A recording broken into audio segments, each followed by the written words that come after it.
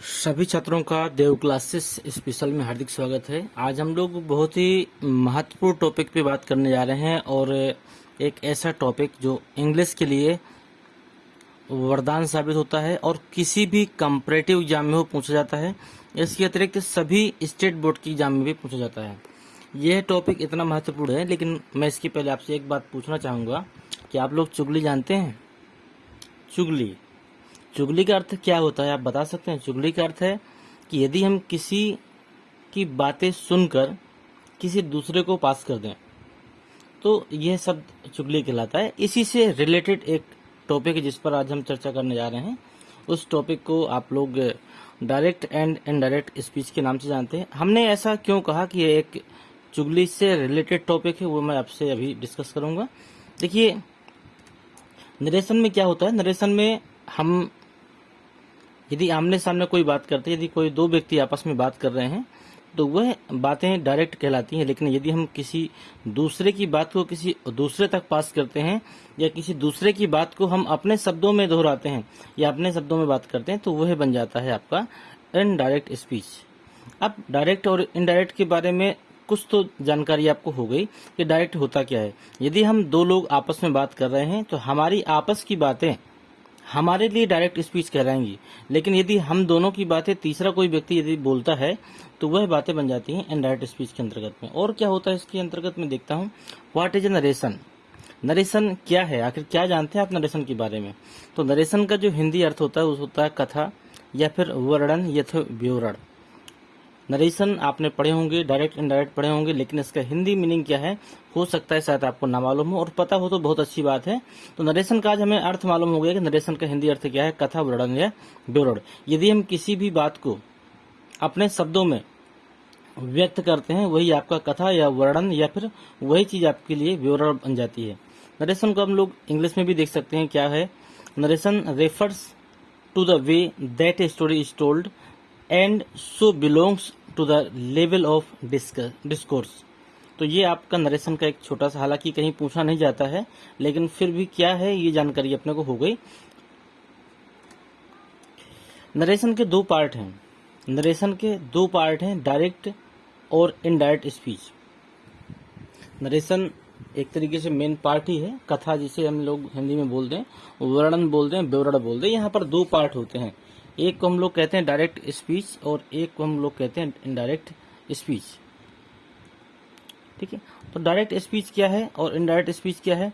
देखिए, एक वाक्य बना हुआ है, इसमें लिखा हुआ Mohan said to me. Mohan ने मेरे से कहा, क्या कहा? I am your class fellow, मैं आपका कक्षा का मित्र हूं। तो यहाँ पर देखिए बात क्या हो रही है कि मोहन ने मेरे से कहा, मतलब मोहन मेरे से बात कर रहा है। क्या बोल रहा है?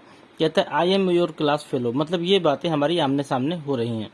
ठीक है, अब हम इसमें जो दो वाक्य हम इसको समझ लेते हैं, क्या है ये?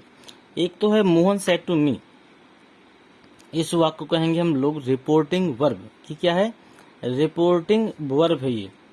और इसी में दूसरा वाक्य है जिसको हम लोग इन्वर्टेड कॉमा में बंद करके रखते हैं, ये कहलाएगा आपका रिपोर्टेड स्पीच। क्या है ये? Reported speech. ठीक है, अब हम लोग बात करेंगे, ये तो मालूम हो गया कि जो इन्वर्टेड कॉमा के अंदर होता है वह रिपोर्टेड स्पीच कहलाता है, जो इन्वर्टेड कॉमा के बाहर होता है उसे हम रिपोर्टिंग वर्ब कहते हैं। अब इसको कैसे बनाएंगे वो सब चीजें हम लोग समझेंगे। टेंशन लेने वाली बात नहीं, बस आप जुड़े रहिए अपने साथ में, लगातार आप चीजों को समझते रहिए, हंसते रहिए और बहुत ही मजे के साथ इस वीडियो को देखिए। एक खेल में ही आपको इतनी सारी चीजें सीखने को मिलेंगी जो हो सकता है कभी न सीख पाऊं। एक बोरिंग टॉपिक तब होता है ये जब अध्यापक इतने लेंदी नियम लिखवाता है जो याद करने भी मुसीबत हो जाती है। नियम कभी याद नहीं होते, यदि नियमों को याद भी करना है तो उनको इतने आसान ढंग से बताना चाहिए। तो कई बच्चे हो सकता है कि कुछ उनका आईक्यू लेवल कमजोर होता है, उन बच्चों को हो सकता है चीजें सभी बच्चों के बराबर समझने में आसानी नहीं होती है। तो ऐसे बच्चे भी इस एनिमेटेड वीडियो को देखकर वो चीजें सीख सकते हैं। अब देखिए, डायरेक्ट स्पीच आप समझ गए होंगे कि जिस बात को दो व्यक्तियों के बीच में, मतलब जो बात आपके दो व्यक्तियों के बीच में होती है उस बात को हम लोग क्या कह देते हैं? डायरेक्ट स्पीच है। इसके दो भाग होते हैं, रिपोर्टिंग वर्ब और रिपोर्टेड स्पीच। रिपोर्टिंग वर्ब को इन्वर्टेड कॉमा के बाहर लिखते हैं और रिपोर्टेड स्पीच को इन्वर्टेड कॉमा के अंदर लिखते हैं। ये बातें आपके क्लियर हो गई होंगी। अब इनडायरेक्ट स्पीच क्या है? यदि हम इसी कथन को अपनी भाषा में बदल दें, यदि इसी कथन को मैं अपनी भाषा में बदल दूं तो इसे हम इनडायरेक्ट स्पीच कहेंगे। जैसे ये क्या बन गया, Mohan told me that, Mohan ने मेरे से कहा कि he was my class fellow, कि वह मेरा क्लास मित्र है। अब आप स्वयं विचार करके देख लीजिए, क्या मैं यह बात मोहन से कह रहा हूं या फिर मोहन टोल्ड मी, मोहन ने मेरे से कहा that he was my class fellow, कि वह मेरा क्लास का मित्र है। तो यह जो बात है ये तो श्योर है कि ये बात मैं मोहन से नहीं कह रहा हूं, यह बात मैं तीसरे किसी व्यक्ति से कह रहा हूं, या फिर मैं तीसरे व्यक्ति को ये बताना चाहता हूं। इसे मैंने अपने शब्दों में ढाला है, इसलिए इस वाक्य को हम लोग इनडायरेक्ट स्पीच कहते हैं। इनडायरेक्ट स्पीच आपको समझ में आ गया होगा। जब किसी भी दो व्यक्तियों की बातें हम किसी तीसरे व्यक्ति से करते हैं तो वह कहीं ना कहीं इनडायरेक्ट स्पीच कहलाती है। इसीलिए मैंने आपसे कहा था कि यह टॉपिक चुगली का है। चुगली में भी क्या होता है कि व्यक्ति दो लोगों के बीच की कुछ बातें सुन लेता है और उसे जो हानिकारक तत्व होते हैं उनको निकालकर तीसरे के सामने मिर्च मसाला के साथ प्रस्तुत करता है, और कहीं ना कहीं इस चुगली का जो परिणाम होता है वो बड़ा ही गंभीर हो जाता है। और कभी कभी इसके परिणाम अच्छे भी होते हैं, तो अच्छे कम होते हैं और बुरे ज्यादा होते हैं। तो इस टॉपिक में भी कुछ इस तरह की चीजें होंगी, लेकिन इसमें बुरे परिणाम एक भी नहीं है। इनको यदि आप सीखते हैं तो इनसे आप स्टेट बोर्ड से लेकर किसी भी कंपटीशन लेवल तक की तैयारी आप करिए, आपको दिक्कत आने वाली नहीं है। आपको हर चीजें समझ में आएंगी, इसकी हमारी गारंटी है। बस वीडियो को अंत तक देखिए, बीच में छोड़ेंगे, स्किप करेंगे तो हो सकता है कोई चीज आपकी मिस हो जाए। देखते हैं आगे। अब हम लोगों को ये जानना जरूरी है कि कितने प्रकार के ऐसे वाक्य हैं जिनको हम लोग डायरेक्ट इनडायरेक्ट में बदल सकते हैं या बना सकते हैं। तो हमारे पास 5 प्रकार के वाक्य है, जिसमें से पहला वाक्य है असर्टिव सेंटेंस। असर्टिव सेंटेंस होता क्या है? असर्टिव में आपके साधारण और नकारात्मक दोनों प्रकार के वाक्य आपके इंक्लूड होते हैं। इसको कथन संबंधी या फिर स्टेटमेंट वाले वाक्य भी कहते हैं। अगला आपका इम्परेटिव सेंटेंस। इम्परेटिव सेंटेंस के बाद में अगला है आपका इंटरोगेटिव सेंटेंसेस, प्रश्नवाचक वाक्य। ये इम्परेटिव आपने पढ़े होंगे, जो आज्ञा सूचक वाक्य होते हैं। अगला है आपका एक्सक्लेमेटरी, जो संबोधन सूचक होते हैं। और ऑप्टेटिव सेंटेंसेस, यहाँ पर आपके ऐसे वाक्य आते हैं जहाँ पर आशीर्वाद या फिर आपकी शुभकामनाएं वगैरह जो दी जाती हैं, ये सब वाक्य आपके ऑप्टेटिव के अंतर्गत में आते हैं। तो मैं आपको बता दूं, स्टेट बोर्ड में यदि आप लोग हाई स्कूल तक की बात करें तो सिर्फ असर्टिव सेंटेंस आपके पूछे जाते हैं, और बहुत करेगा तो इंट्रोगेटिव भी आ जाते हैं। मतलब इसमें जो इम्परेटिव वगैरह है उसकी मात्रा होती है लेकिन कम होती है, ये दो ज़्यादा महत्वपूर्ण है। लेकिन इंटरमीडिएट की बात करें तो ये सारे आते हैं। इसके बाद यदि हम किसी भी कंपटीटिव एग्जाम की बात करें तो ये सारे महत्वपूर्ण हैं। तो ये सारे भाग आपको सीखने को मिलेगा, लेकिन आज हम बात करेंगे इसके पहले भाग की। इस वीडियो में आप लोग असर्टिव सेंटेंस सीखने वाले हैं, और ये इतने बेहतरीन तरीके से सीखेंगे कि जीवन में कभी भी आपको दोबारा किसी के द्वारा भी पढ़ने की आवश्यकता नहीं पड़ेगी। आप इसको इस प्रकार सीख जाएंगे। चलिए देखते हैं असर्टिव सेंटेंसेस में क्या होता है। सबसे पहला जो नियम है इसका, कुछ नियम तो देखिए देखने ही पड़ेंगे। जैसे मैंने कहा कि नियम इतने बोरिंग होते हैं कि शायद मुश्किल है कि कुछ लोग याद कर पाएं। कुछ लोग याद भी करते हैं, कुछ लोग रटते भी हैं, लेकिन मैं आपको समझाने का प्रयास करूंगा। तो नियम, इसमें कुछ नियम है जो मैं कहूँगा बहुत ही कम है, और इतने से आपका काम चल जाएगा। जितना आपके जरूरी है वो हम बता रहे हैं। इसमें लिखा है इन्वर्टेड, तो इन्वर्टेड कॉमा होना चाहिए। तो इसमें आपने देखे होंगे पिछले वाक्यों को, मैं आपको दिखा देता हूं। इसमें ये दिया गया है, इन्वर्टेड कॉमा दिया गया है दो वाक्यों के बीच में। तो इन्वर्टेड कॉमा को हम लोग क्या करते हैं, इन्वर्टेड कॉमा को हम लोग हटा देते हैं। जब भी हम लोग डायरेक्ट स्पीच से इनडायरेक्ट स्पीच में बदलेंगे तो हम लोग इन्वर्टेड कॉमा को हटा देते हैं, और एक उपयुक्त कंजेक्शन मैंने क्यों बोला है कि जो आपके असर्टिव सेंटेंस होंगे उसमें कंजेक्शन आपका अलग होता है, जो आपका इंट्रोगेटिव होगा उसमें कंजेक्शन आपका अलग होता है, जो आपके ऑप्टेटिव या फिर जो आपके इंपरेटिव होंगे उसमें आपका कंजेक्शन अलग होता है। तो मैं अभी असर्टिव की बात कर रहा हूं, तो असर्टिव में सिर्फ दैट का प्रयोग करेंगे। असर्टिव सेंटेंस में हम लोग सिर्फ दैट का प्रयोग करेंगे, दैट को लगा देते हैं और इन्वर्टेड कॉमा को अलग कर देते हैं और वाक्य के अंत में फुल स्टॉप का प्रयोग करते हैं। दूसरा है यदि रिपोर्टिंग वर्ब में कोई ऑब्जेक्ट ना हो। अभी आपने देखा था ही सेड टू मी या फिर मोहन सेड टू मी देखा था, तो सेड टू की बाद में दिया गया है मी। ठीक है, तो मी यहाँ पर रिपोर्टिंग वर्ब का कर्म है। अगर कोई चीज समझ में ना आएगी तो आपको एक्सरसाइज में सारी चीज समझ में आ जाएंगी। यदि रिपोर्टिंग वर्ब, वर्ग लिखा हुआ सॉरी ये गलत है, वर्ब है। यदि रिपोर्टिंग वर्ब में कोई ऑब्जेक्ट ना हो, मतलब यदि कोई कर्म न दिया हो, तो से या सेड में कोई परिवर्तन नहीं करेंगे। ध्यान दीजिएगा, असर्टिव की बात हम लोग कर रहे हैं। यदि असर्टिव सेंटेंस है आपके सामने और उसमें आपका इन्वर्टेड कॉमा के बाहर के वाक्य में यदि कोई कर्म ना हो, तो से या सेड में आप कोई परिवर्तन ना करिएगा। जैसा लिखा है आपको वैसा रख देना है इनडायरेक्ट बनाते समय भी। अगला है इसमें यदि रिपोर्टिंग वर्ब में कर्म दिया हो, जैसे वहां पर दिया था मोहन सेड टू मी, तो सेड टू के बाद में मी भी दिया था। मतलब यदि कर्म दिया गया है तो क्या परिवर्तन हो सकते हैं। यदि आपका सेज टू मिल जाए, SAYS सेज टू को आप बदलेंगे टेल्स में और सेड टू को बदलेंगे टोल्ड में। यदि कहीं पर आपको रिपोर्टिंग वर्ब में सेज टू, ध्यान दीजिएगा कर्म अनिवार्य है। अगर सेज टू के बाद में यदि कोई कर्म दिया गया है तो हम उसको टेल्स में बदलेंगे। यदि सेड टू दिया गया है तो हम उसको टोल्ड में बदलेंगे। अगला है यदि रिपोर्टिंग वर्ब प्रेजेंट या फ्यूचर में हो तो रिपोर्टेड स्पीच के टेंस में कोई परिवर्तन नहीं होगा। अब आपको पता है, मैंने आपको बताया थे दो प्रकार के वाक्य होते हैं डायरेक्ट स्पीच में। एक होता है रिपोर्टिंग वर्ब और एक होता है रिपोर्टेड स्पीच। जो वाक्य आपका इन्वर्टेड कॉमा के अंदर है वह कहलाएगा रिपोर्टेड स्पीच, और जो वाक्य आपका इन्वर्टेड कॉमा के बाहर है वह कहलाएगा रिपोर्टिंग वर्ब। ये दो वाक्य आपके सामने हैं, तो ध्यान दीजिएगा कि यदि रिपोर्टिंग वर्ब आपका प्रेजेंट या फ्यूचर में हो तो रिपोर्टेड स्पीच के टेंस में परिवर्तन ना करिएगा। अब आप कहेंगे परिवर्तन के नियम तभी बताए नहीं गए हैं, तो यहां से आपकी शुरुआत हो रहे हैं। तो यदि आपका रिपोर्टिंग वर्ब, कैसे पहचानेंगे कि हमारा रिपोर्टिंग वर्ब प्रेजेंट या फ्यूचर में है, तो उसको पहचानने के मैंने नियम लिख दिए हैं।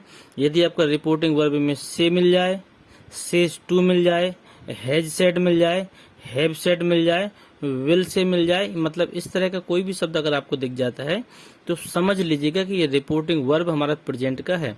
अब फिर अगर आपने नरेशन सीख रहे हैं तो इसका मतलब टेंसों की बेसिक जानकारी आपको है। तो आप भी जानते हैं कि प्रेजेंट में सहायक क्रिया क्या होती है।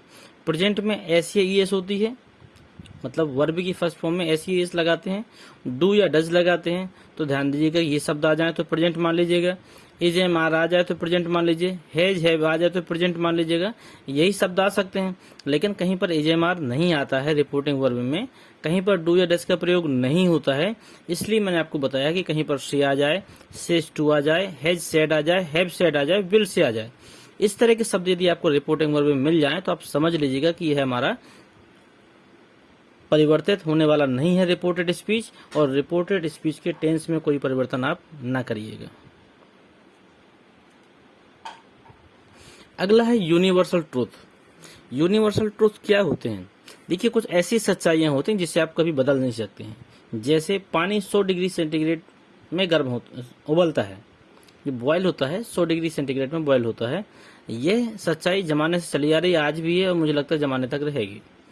सूर्य पूर्व से निकलता है, हमेशा निकला है, आज भी निकल रहा है, आगे भी निकलेगा। ठीक है, तो कुछ ऐसे ट्रुथ, कुछ ऐसी सच्चाइयां जिसे हम बदल नहीं सकते हैं, वो कहलाती है यूनिवर्सल ट्रुथ। अगर इस प्रकार का कोई वाक्य मिल जाए तो समझ लीजिएगा कि उसके रिपोर्टेड स्पीच में आप कोई परिवर्तन ना करिएगा। रिपोर्टेड स्पीच के टेंस में यदि कहीं पर किसी भी वाक्य में यदि रिपोर्टेड स्पीच में यूनिवर्सल ट्रूथ हो तो कोई भी आप परिवर्तन ना करिएगा। अगला है हैबिचुअल फैक्ट्स। हैबिचुअल का मतलब होता है जो मतलब हैबिट में ही पड़ा है, जैसे कुत्ते भौंकते ही हैं। अब आप चाहे जितना मना कर लो उन्हें भौंक नहीं है, कुत्ते रात में भौंकते हैं, ये तो आपका सत्य घटना है। तो कुछ ऐसी सत्यता होती है जिसे हम बदल नहीं सकते हैं, तो ऐसे में भी हम परिवर्तन नहीं करेंगे यदि हैबिचुअल फैक्ट्स आपको मिल जाए। कैसे होंगे ये वाक्य मैं आपको अभी बताऊंगा आगे। यदि प्रोवर्ब मतलब यदि कहावत मिल जाए, अब 2 और 2 4 होते हैं, ये दुनिया में सबको पता है। पहले भी थे, आज भी हैं, 9 2 11 होते हैं, कहावत आपने सुनी होगी।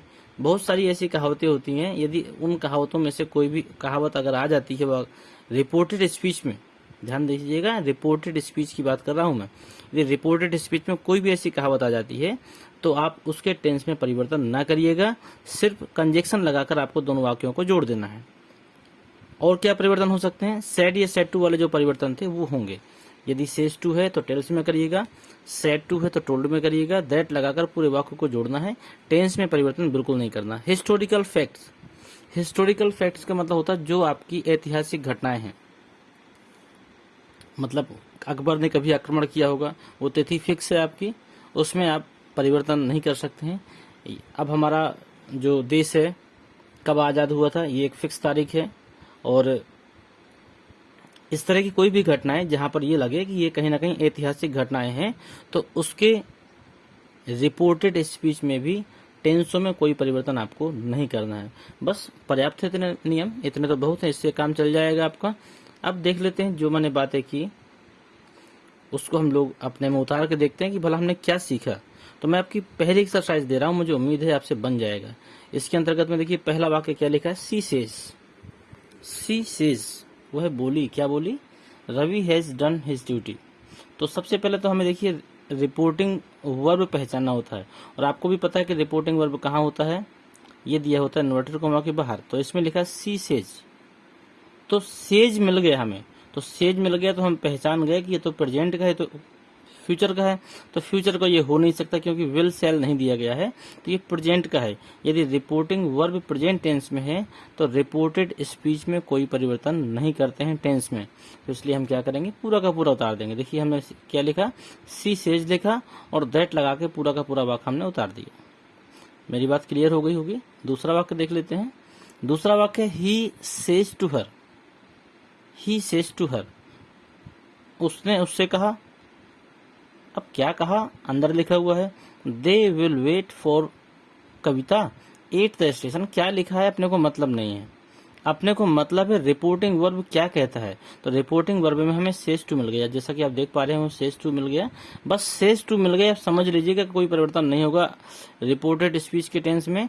इसलिए सेज टू को आपको पता है कि टेल्स में बदलना, मैं पीछे बता चुका हूं आपको, टेल्स में बदलना है। तो आपने फटाफट क्या किया, सेज टू की जगह पे टेल्स कर दिया और दैट लगाकर पूरे वाक्य को जोड़ दिया। बताइए कितने सरल हैं आपकी नरेशन, आप चुटकियों में बना सकते हैं इनको, बिल्कुल कठिन नहीं है, 1% की इसमें कोई डिफिकल्टी नहीं है जैसे आप ये कह दें कि हम हमारे लिए समस्यात्मक हैं। अगला है सी सेज, उसने कहा। क्या कहा, ही वॉज नॉट कमिंग।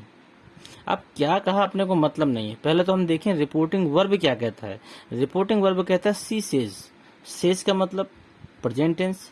यदि आपका सेज मिल गया, सेज टू मिल गया,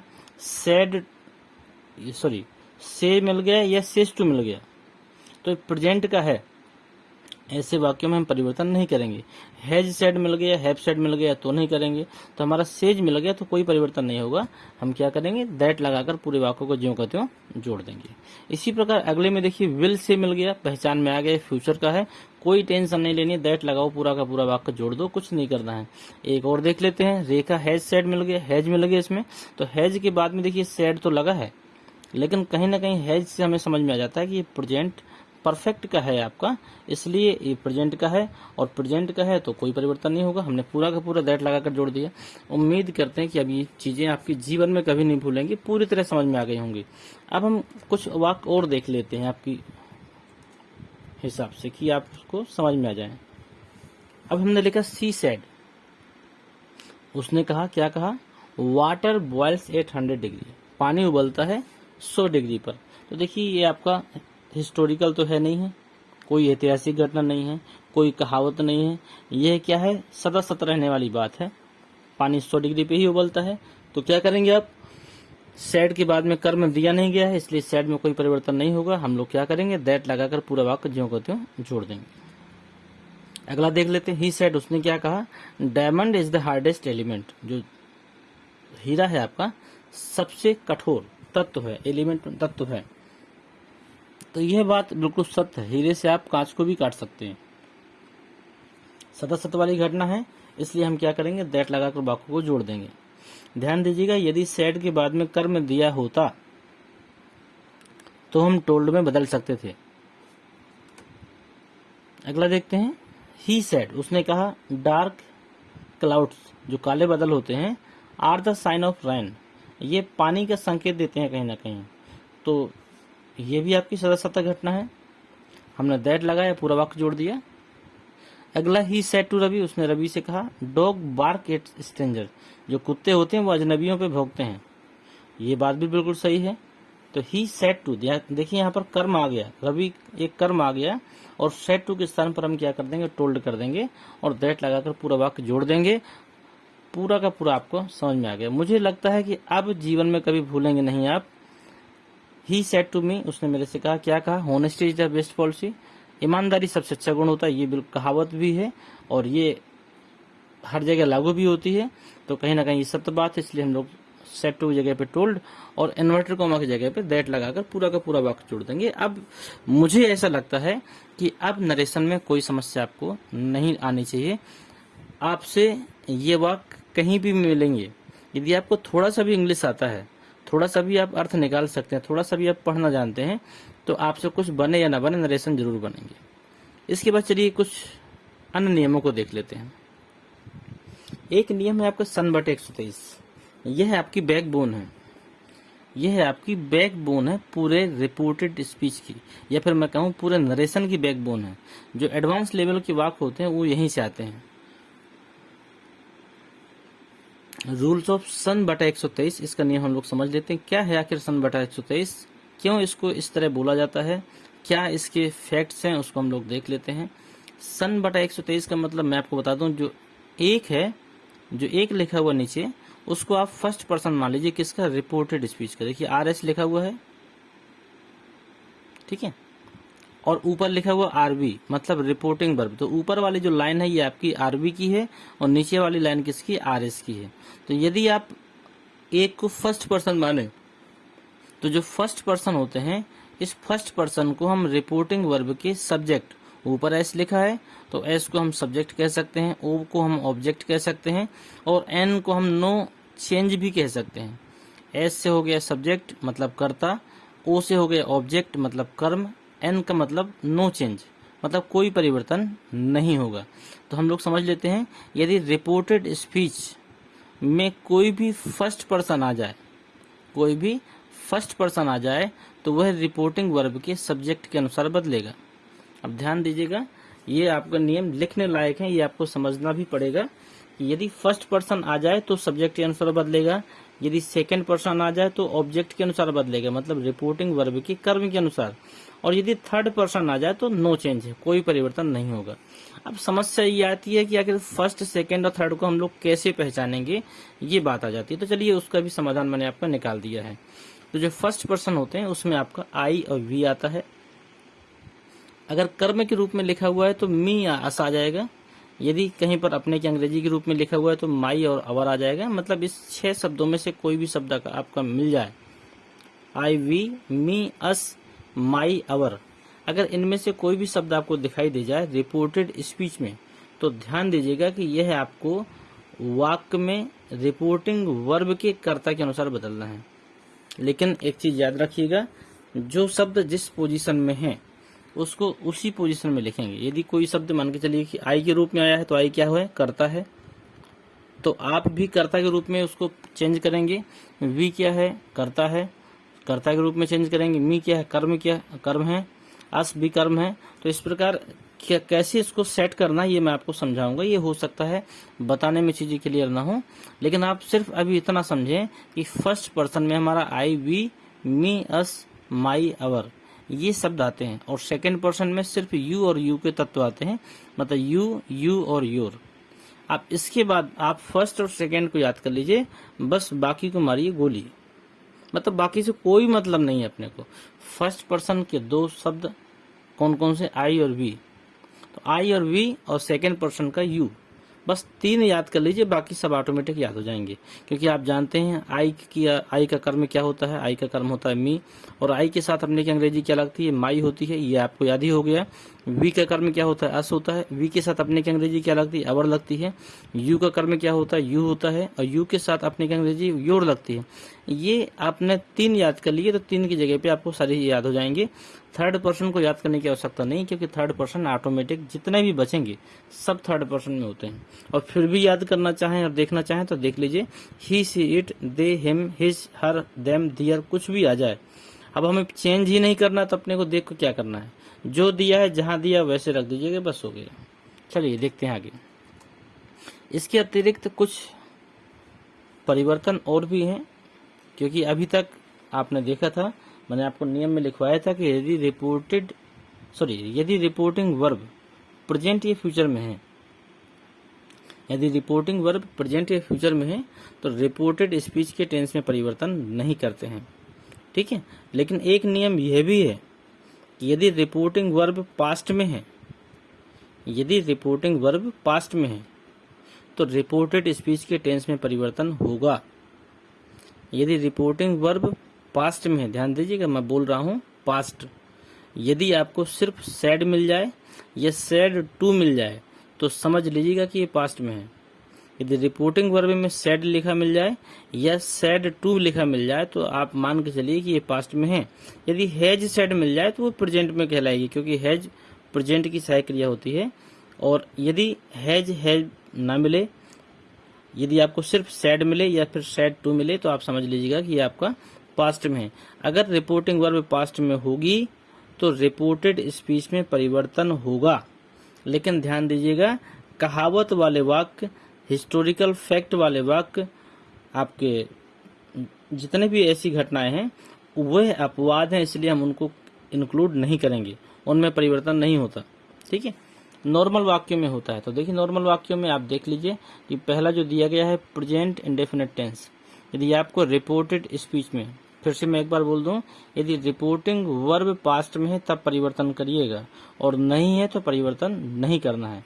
क्या परिवर्तन होगा, यदि डायरेक्ट स्पीच में, यदि डायरेक्ट स्पीच के वाक्य में रिपोर्टिंग वर्ब जो है या फिर रिपोर्टिंग वर्ब आपका पास्ट में है और reported speech present indefinite tense में है, प्रेजेंट इंडेफिनिट टेंस में है तो उसको पास्ट इंडेफिनिट टेंस में बदल देना। मतलब हम बैक करना है, वर्तमान को भूत में बदलना है, वर्तमान को भूत में बदलना है। तो प्रेजेंट के चारों भागों को आप पास्ट के चारों भागों में बदल सकते हैं। प्रेजेंट इंडेफिनिट टेंस का रिपोर्टेड स्पीच तो पास्ट इंडेफिनिट टेंस में बदल देना। प्रेजेंट कंटीन्यूअस टेंस का है तो पास्ट कंटीन्यूअस टेंस में बदल देना। प्रेजेंट परफेक्ट टेंस का है तो पास्ट परफेक्ट टेंस में बदल देना। प्रेजेंट परफेक्ट कंटीन्यूअस टेंस का है तो पास्ट परफेक्ट कंटीन्यूअस टेंस में बदल देना। पास्ट इंडेफिनिट टेंस का है तो पास्ट परफेक्ट टेंस में बदल देना। पास्ट कंटीन्यूअस टेंस का है तो पास्ट परफेक्ट कंटीन्यूअस टेंस में बदल देना। मतलब आपके पास 12 टेंस होते हैं, कुल 12 टेंस होते हैं, लेकिन जो नरेशन है वो मात्र 6 टेंसों के बनते हैं, मात्र 6 टेंसों के बनते हैं। इसके बाद जो मैंने फ्यूचर लिखा ये मोडाल्स के अंतर्गत गिने जाते हैं, इसलिए हम इसको इसमें नहीं गिनेंगे।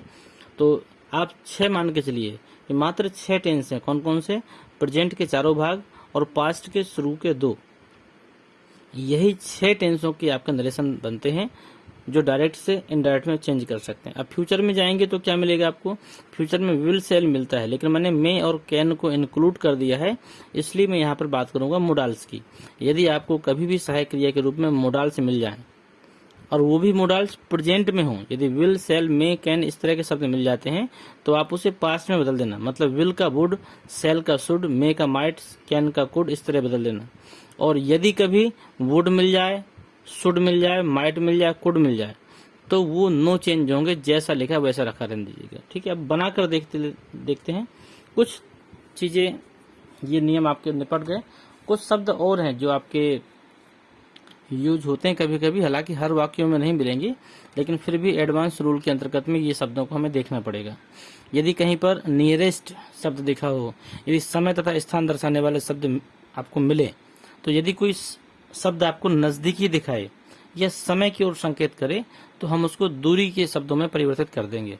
मतलब नाउ को देन में, दिस को दैट में, दीज को दोज में, कम हेयर को गो देयर में, हेयर को देयर में, दस को सो में, टुडे को दैट डे में, टुमारो को द नेक्स्ट डे में, येस्टरडे को द प्रीवियस डे में और लास्ट नाइट को द प्रीवियस नाइट में। और एगो को B4 में। ये आपका एडवांस परिवर्तन के अंतर्गत है। तो यदि ये शब्द आपके कहीं मिलते हैं तो आप इसमें परिवर्तन कर देंगे। अब मुझे लगता है कि सारी चीज़ें क्लियर हो गई हैं। अब हम लोग आ जाते हैं एक्सरसाइज में। जो नियम याद हो गए तो अच्छी बात है, और नहीं याद हो गए तो कोई दिक्कत वाली बात नहीं है। आपको कुछ भी याद नहीं है अभी तक में, तो भी आपसे सब कुछ बनेगा, इसकी गारंटी मेरी है। बस आप जुड़े रहिए और देखते रहिए, समझते रहिए। आप लास्ट में जब पहुंचेंगे तो आप एक ही बात बोलेंगे कि बिना नियमों को भी मुझे सब कुछ समझ में आ गया, क्योंकि हम हर चीज को बिल्कुल एकदम क्लियर करते हुए आगे बढ़ेंगे। नरेशन के देखिए हम लोग पहला वाक्य आपको लिया, इसमें लिखा हुआ ही सेड टू मी।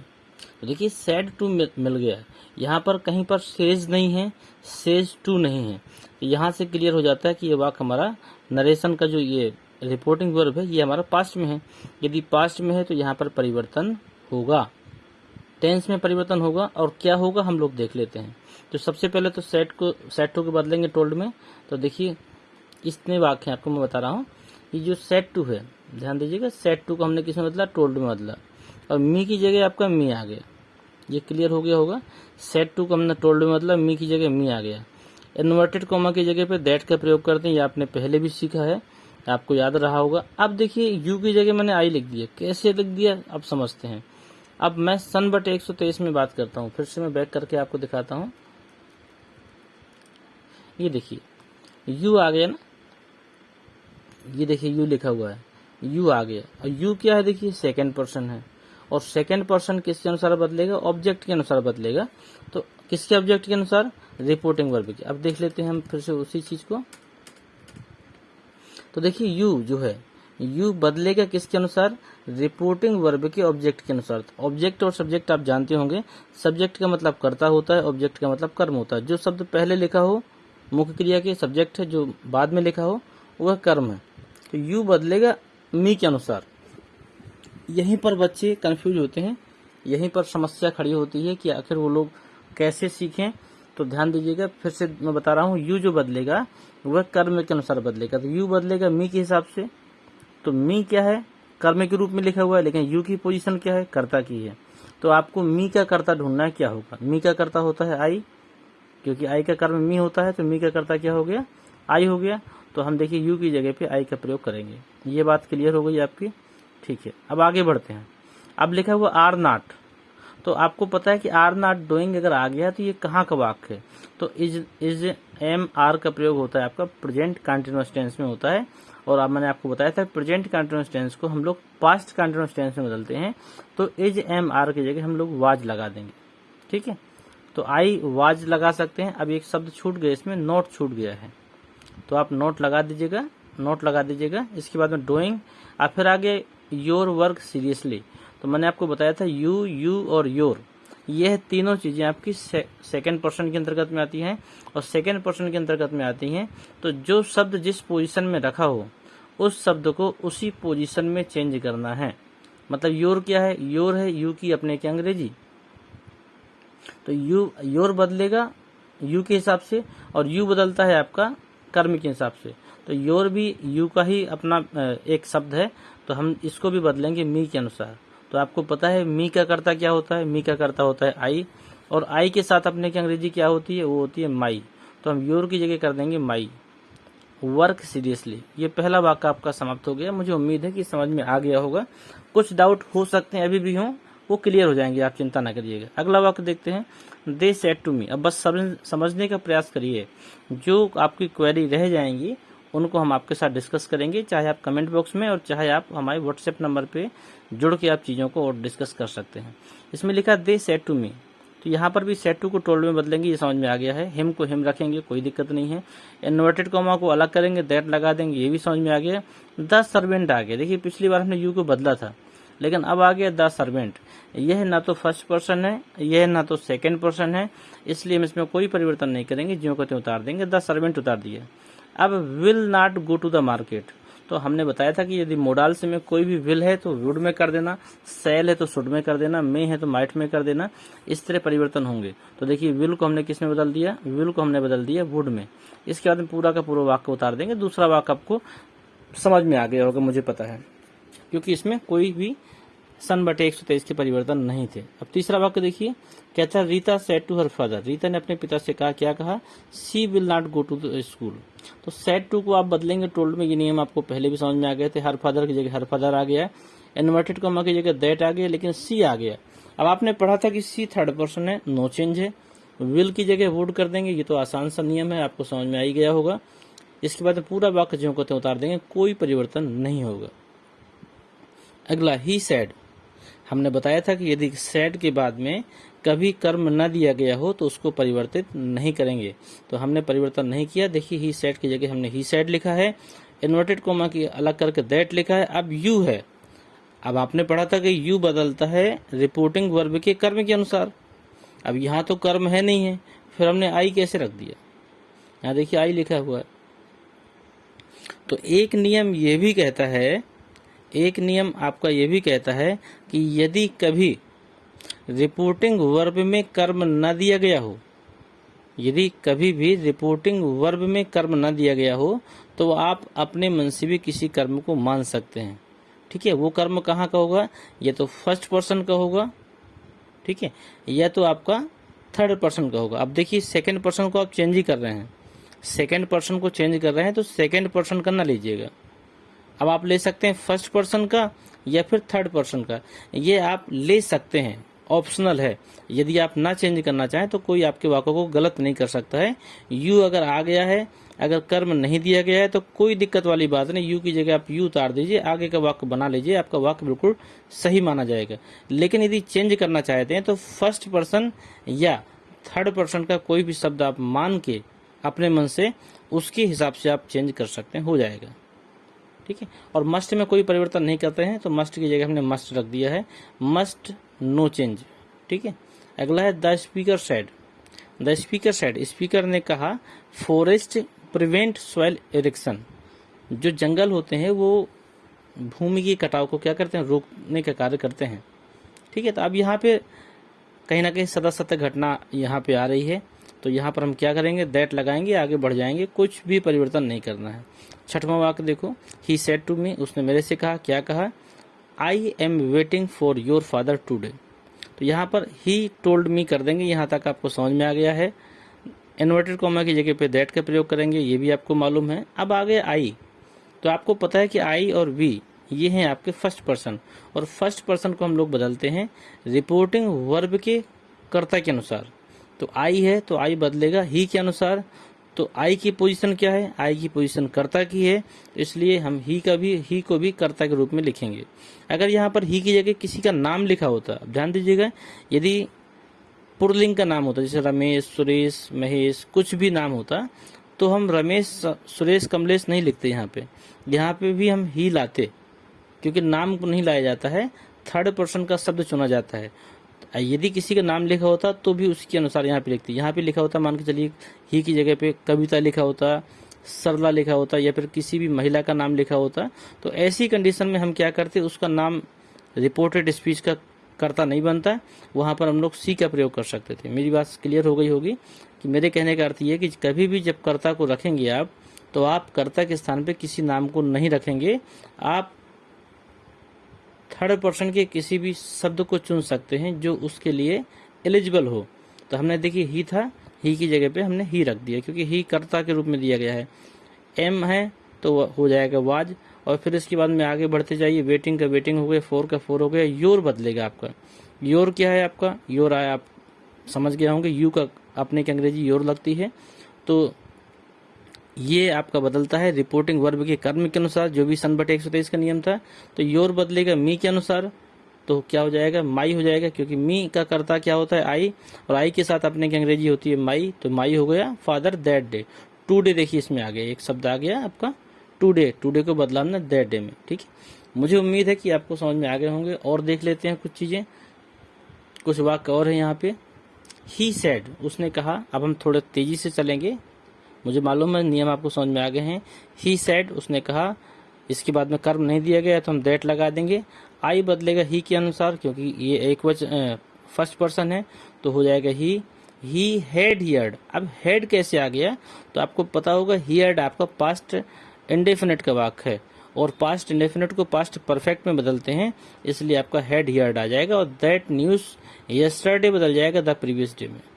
ये परिवर्तन समझ में आ गया। अगला he said you must work hard, तो ही सेड दैट यू बदलेगा कर्म के अनुसार, कर्म है नहीं है, हमने कहा था ये तो फर्स्ट पर्सन, ये तो थर्ड पर्सन में किसी को मान सकते हैं, तो हमने फर्स्ट पर्सन को माना है। आप ना मानना चाहें तो आप यू की जगह यू का इस्तेमाल कर सकते हैं, आपका वाक्य गलत नहीं होगा। मस्ट नो चेंज होता है, वर्क हार्ड की जगह वर्क हार्ड उतार दो। चलिए आगे देखते हैं। द टीचर सेड, अध्यापक ने कहा the sun rises in the east. अब ये सदा सत्य घटना है, इसमें तो कुछ करना ही नहीं है अपने को, दैट लगाओ आगे बढ़ो। अगला है the teacher said to the boy, अध्यापक ने बच्चों से कहा गॉड इज प्रेजेंट एवरीवेयर, ईश्वर हर जगह मौजूद है। बिल्कुल सत्य बात है, कोई कहने वाली बात नहीं है इसमें। तो the teacher told the boy, that लगाकर पूरा का पूरा वाक्य उतार दो, आगे बढ़ो।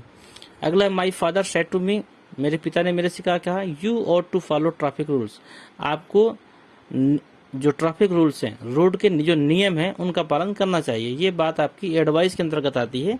यदि आपको अभी एडवाइस समझ में आ रहा हो तो आप एडवाइस्ड भी कर सकते हैं टोल्ड की जगह पे, और अगर ना याद रहे तो टोल्ड की जगह पे टोल्ड कर देना, क्योंकि सेड टू को हमने किस में बदलना बताया है, हमने बताया कि सेड टू को टोल्ड में बदला जाता है। तो यदि आपको टोल्ड लगाना हो तो टोल्ड लगा सकते हैं, यदि आपको एडवाइस समझ में आ गई हो तो आप एडवाइस्ड भी लगा सकते हैं, दोनों चीज़ें यहाँ पर सही हैं। अब इसके बाद में देखिए इन्वर्टेड कॉमा की जगह पे दैट का प्रयोग करेंगे। यू बदलेगा हमारा कर्म के अनुसार, कर्म है मी और यू की पोजीशन कर्ता की है, इसलिए हम लोग आई लगा देंगे। मी का कर्ता क्या होता है, आई होता है। और टू आपका नो चेंज होता है, पूरा का पूरा उतार दो, आप आगे बढ़ो। राघव सेड, इस पे बनाएंगे हम लोग Raghav said I am learning English these days. ये बन जाएगा आपका Raghav said that he was learning English those days, क्योंकि आपका इन्वर्टेड कॉमा की जगह पे दैट लग जाएगा। इस प्रकार चेंजेस हो जाएंगे इस पर। अब देखिए अगला है, ये लिखा हुआ Gita said comma inverted comma I shall leave my clothes here, तो आपका बन जाएगा Gita said comma inverted comma की जगह पे लग जाएगा दैट। इसके बाद में आई बदलेगा गीता के हिसाब से तो हो जाएगा सी। सेल आई के साथ आता है लेकिन सी के साथ सेल नहीं आएगा, इसलिए हम विल के स्थान पर वुड लगा सकते हैं। माई बदलेगा किसके हिसाब से, माई कहीं ना कहीं देखिए आई के साथ अपने की अंग्रेजी माई होती है, और ये बदलेगा गीता के हिसाब से, तो माई की जगह पे हो जाएगा हर, और क्लॉथ्स की जगह क्लॉथ्स और हेयर का हो जाएगा देयर। इस प्रकार ये परिवर्तन हो जाएंगे। अगर समझ में ना आया हो तो फिर से देख लीजिए। आई आपका फर्स्ट पर्सन है और फर्स्ट पर्सन बदलेगा कर्ता के हिसाब से, और कर्ता है आपका गीता, और गीता के कारण आई के स्थान पर हम लोग सी लगा सकते हैं।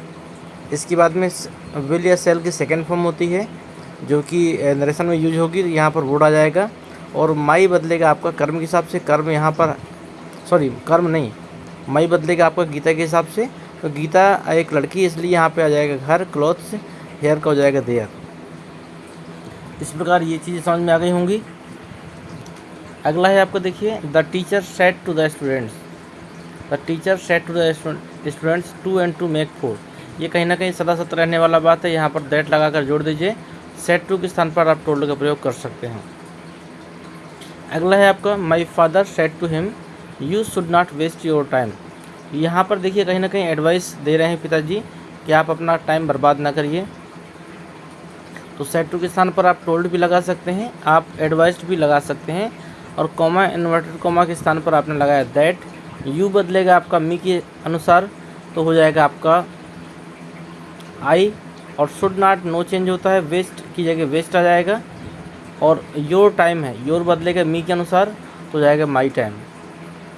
उम्मीद करते हैं आपको समझ में आ गया होगा। अगला है 16वां नंबर the servant said to me, तो सेड टू के स्थान पर टोल्ड आएगा।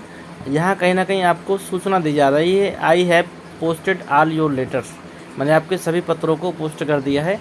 तो यहाँ पर आप इन्फॉर्म्ड भी कर सकते हैं और टोल्ड भी कर सकते हैं, दोनों में से दोनों चीज़ें कोई भी आपको लगा सकते हैं, आपकी मर्जी है। इसके बाद में कॉमा इन्वर्टेड कॉमा के स्थान पर हम लोग दैट लगाएंगे। आई बदलेगा आपका द सर्वेंट के हिसाब से, वो नौकर कोई ना कोई लड़का है, इसलिए हम लोगों ने इसके हिसाब से ही का प्रयोग किया। ध्यान दीजिएगा, यदि जेंट्स है तो आप ही, और लेडीज़ है तो आप सी का प्रयोग कर सकते हैं, उनके नामों को आप यहाँ पर नहीं रखेंगे। और हैज है बदलता हेड के हिसाब से, तो हैव के स्थान पर हो गया head.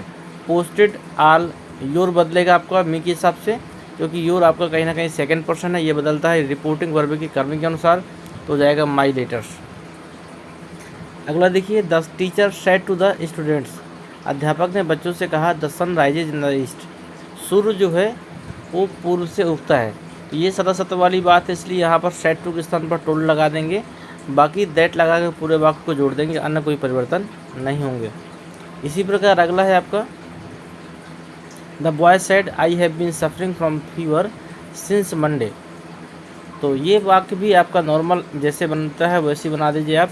The boy said that, आई बदलेगा आपका किसके हिसाब से, बॉय के हिसाब से, तो हो जाएगा ही, हैव का हो जाएगा हैड बीन सफरिंग, ये देखिए बना हुआ है।